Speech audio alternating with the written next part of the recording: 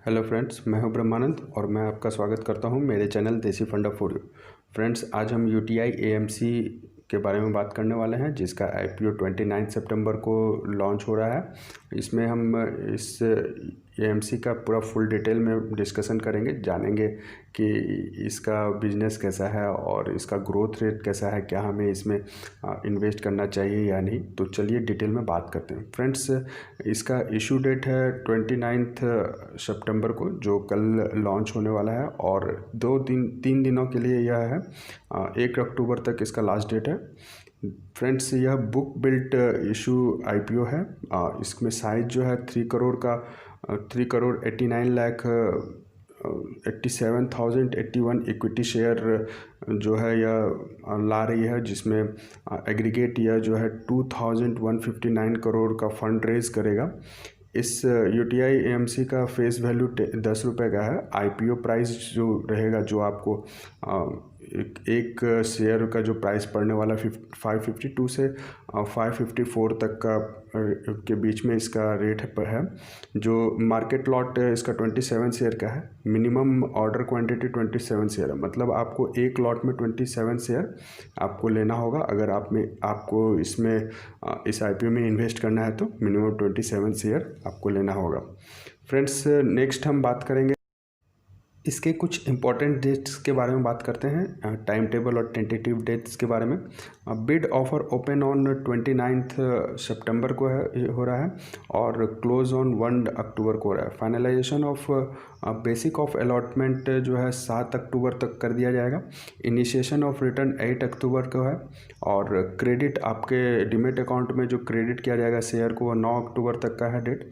और आईपीओ जो शेयर जो है लिस्टिंग होगा वह 12 तारीख को होगा लिस्टिंग। तो फ्रेंड्स, ये इसके कुछ इंपॉर्टेंट डेट्स हैं। नेक्स्ट दोस्तों, हम बात करते हैं इसमें आपको मिनिमम और मैक्सिमम लॉट कितना आपको मिल सकता है। तो मिनिमम लॉट साइज़ जो है 1 लॉट है, जिसमें 27 शेयर जो है मिनिमम आपको लेना है। अगर आप इन्वेस्टमेंट करना चाहते हैं तो इसमें प्राइस जो है मिनिमम लॉट का आपको 14,958 रुपीज़ पड़ेगा। मैक्सिमम लॉट जो है रिटेल्स के लिए जो है 13 लॉट है, जिसमें 351 शेयर्स हैं होंगे, और जिसका आपको प्राइस पड़ेगा 1,94,454 रुपीज़ कुछ पड़ेगा। तो फ्रेंड्स, रिटेल्स के लिए जो है यह प्राइस बैंड होता है, मैक्सिमम 2 लाख तक का ही जो है वह इन्वेस्टमेंट कर सकते हैं। फ्रेंड्स, प्रमोटर्स होल्डिंग जो है अभी जो है इशू होने से पहले जो 98.96% का है, जो कि आफ्टर इशू होने के बाद जो शेयर होल्डिंग रह जाएगा प्रमोटर्स का अप्रॉक्स 69% का कुछ रह जाएगा। दोस्तों, इस आईपीओ को लॉन्च करने का जो मेन ऑब्जेक्टिव है इसका, तो यह तो पता ही है कि फंड रेजिंग करने के लिए यह जो है आईपीओ लॉन्च कर रहे हैं।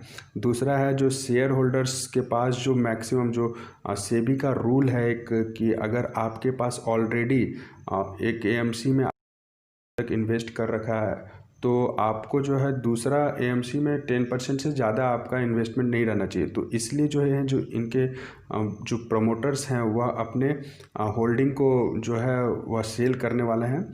तो फ्रेंड्स, यह आईपीओ जो आ रहा है ऑफ़र फॉर सेल है, जो कि इसके जो मेन शेयर होल्डर्स हैं एसबीआई, एलआईसी, पीएनबी और बैंक ऑफ बड़ौदा जो है, ये अपने शेयर जो हैं इस ऑफ़र के थ्रू जो है आपको सेल करेंगे। तो टोटल जो इक्विटी वो सेल कर रहे हैं 3,89,87,081 जो इक्विटी है इसके थ्रू वो सेल करने वाले हैं। दोस्तों, इसके कुछ इम्पॉर्टेंट की फैक्ट्स के बारे में जान लेते हैं और यूटीआई एएमसी के बारे में।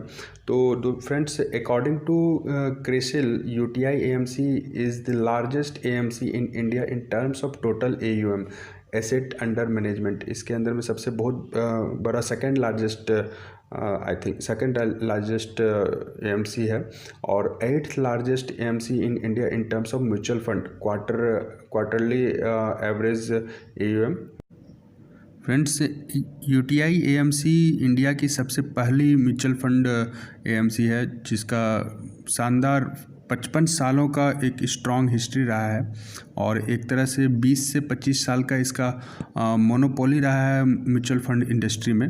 तो यह जो है बहुत ही पुरानी एक एसेट मैनेजमेंट कंपनी है इंडिया में। फ्रेंड्स, यह म्यूचुअल फंड मैनेज करने के साथ साथ पोर्टफोलियो मैनेजमेंट सर्विस भी प्रोवाइड करते हैं इंस्टीट्यूशनल क्लाइंट्स को, साथ में हाई नेट वर्थ इंडिविजुअल्स और मैनेज ये रिटायरमेंट फंड्स को भी मैनेज करते हैं, साथ में कुछ अल्टरनेटिव इन्वेस्टमेंट फंड्स को भी ये मैनेज करते हैं। दोस्तों, यूटीआई एएमसी जो है 153 डोमेस्टिक म्यूचुअल फंड को मैनेज करती है, जिसमें equity mutual fund, hybrid mutual fund, income mutual fund और liquid mutual fund, money market mutual fund, इस तरह के कुछ म्यूचुअल फंड हैं जिसको मैनेज करती है। यह रिकॉर्ड जो है जून 2020 तक का है। तो फ्रेंड्स, अगर आप इन सारे म्यूचुअल फंड के बारे में नहीं जानते हैं तो आप मेरा वीडियो देख सकते हैं, जिसके बारे में मैंने टाइप्स ऑफ म्यूचुअल फंड में बताया है। ये सारे म्यूचुअल फंड के बारे में उसका लिंक मैं डिस्कशन में आपको दे दूंगा। फ्रेंड्स, यूटीआई एएमसी का जो टोटल क्वार्टरली एवरेज एयूएम जो है डोमेस्टिक म्यूचुअल फंड का, वह 1.33 लाख करोड़ का है, जबकि अदर्स एयूएम जो है वह 8.49 लाख करोड़ का है। Friends, UTI AMC portfolio management service provide करता है एम्प्लॉयज़ प्रोविडेंट फंड ऑर्गेनाइजेशन को, लाइफ इंश्योरेंस को, नेशनल स्किल डेवलपमेंट फंड को। Friends, as on June 2020 AUM for PMS business was at 6,97,050 crore रुपए का इनका निकला है, जो कि एक बहुत ही बढ़िया डाटा मान सकते हैं हम लोग। चलिए कुछ इसके फिनेंशियल टर्म्स के बारे में जान लेते हैं, उसमें इनका परफॉर्मेंस कैसा रहा है इस बीते हुए समय में। तो दोस्तों, यह यूटीआई एएमसी जो है 20.52% ईयर ऑन ईयर फॉल कर रहा है, डाउन हो रहा है। इसका प्रॉफिट आफ्टर टैक्स जो है, पैट जो है 27.65 करोड़ का है फिनेंशियल ईयर मार्च 2020 तक में। फ्रेंड्स, फिनेंशियल ईयर 17 में इसका जो प्रॉफिट रहा था 39.4252 करोड़ का था, जो कि फिनेंशियल ईयर 18 में इसका प्रॉफिट 40.70 करोड़ का रहा और फिनेंशियल ईयर 19 में 34.79 करोड़ का था। दूसरी तरफ रिटर्न ऑन इक्विटी जो हम देखेंगे, इसका जो है फिनेंशियल ईयर 18 में 18.40% था, जो कि घट के फिनेंशियल ईयर 19 में 14% का रह गया और फिनेंशियल ईयर 20 में 10.3% का रह गया।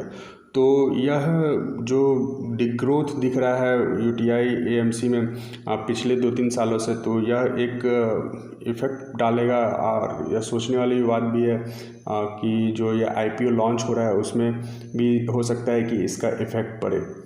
अब इनके कुछ इनकम के सोर्स के बारे में जानते हैं, या इनको इनकम कहाँ से होता है।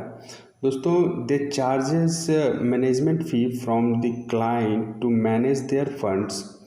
So the larger the size of AUM, asset under management, the more the revenue they get. There are two types of fund they manage, equity and debt. ये जो है अपने क्लाइंट को मैनेजमेंट फ़ी चार्ज करते हैं और जितना बड़ा AUM साइज़ होगा उतना ही ज़्यादा ये रिवेन्यू जनरेट कर सकते हैं। ये दो तरह के फंड को मैनेज करते हैं, इक्विटी एंड डेब्ट फंड के। Fee level for equity and hybrid funds are generally higher than the fee level for income and liquid and money market fund. इनका जो फीस जो रहता है इक्विटी और हाइब्रिड फंड का ज़्यादा रहता है in respect to money market fund, liquid fund और इनकम फंड के रिस्पेक्ट में। इन जनरल हम एक कह सकते हैं कि UTI AMC charges respectively relatively stable fee for equity funds, whereas fees for debt funds vary significantly dependent on market condition as well as fund duration and time for fund.